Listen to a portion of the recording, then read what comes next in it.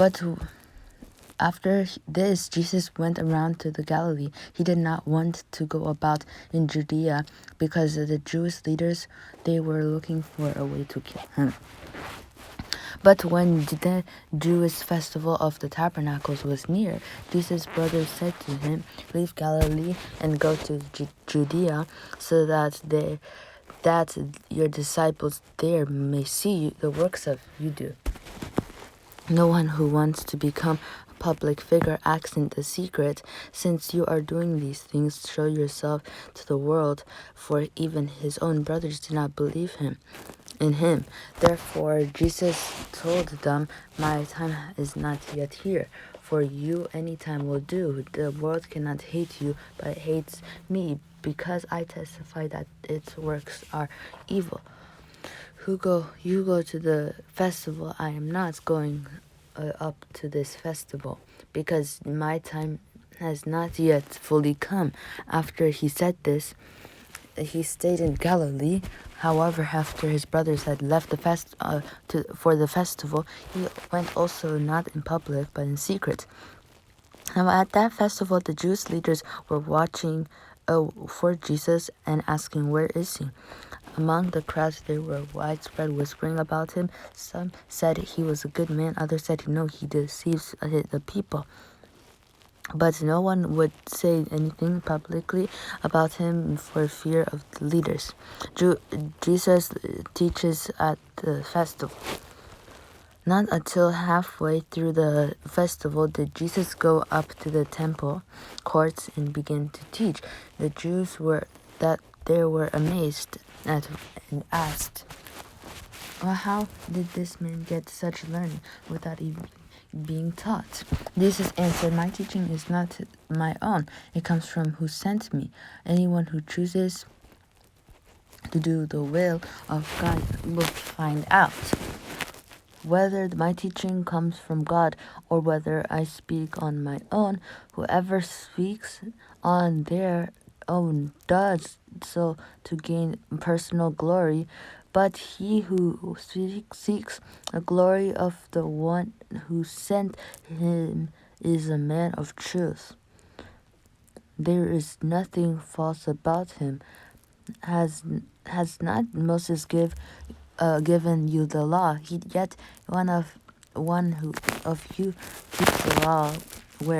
Why are you trying to kill me? You are demon possessed." The crowd answered, "Who is trying to kill you?"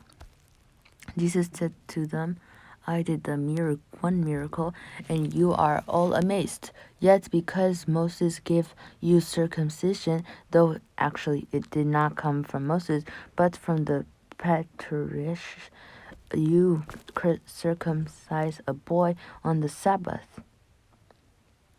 Now, if a boy can be circumcised on the Sabbath so that the law of Moses may not be broken, why are you angry with me for healing a man's whole body on the Sabbath? Stop judging by mere appearances, but instead judge correctly." Division over who Jesus is.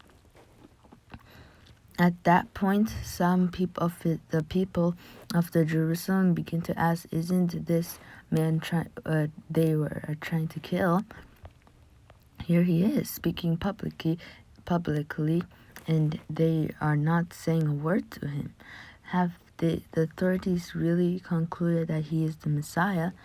But we know where this man is from.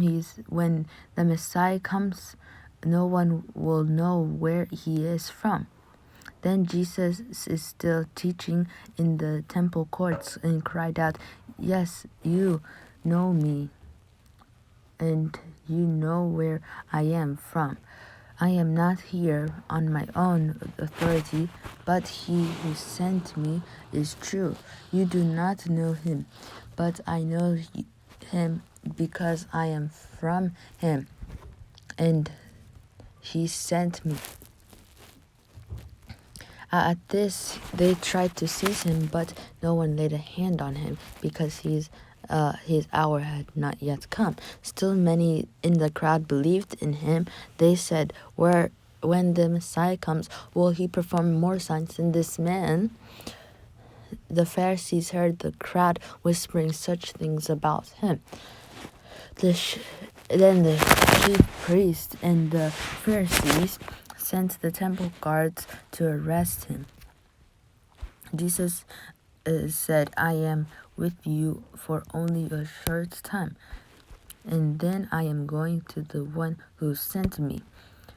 You will look for me, but you will not find me, and where I am you cannot come."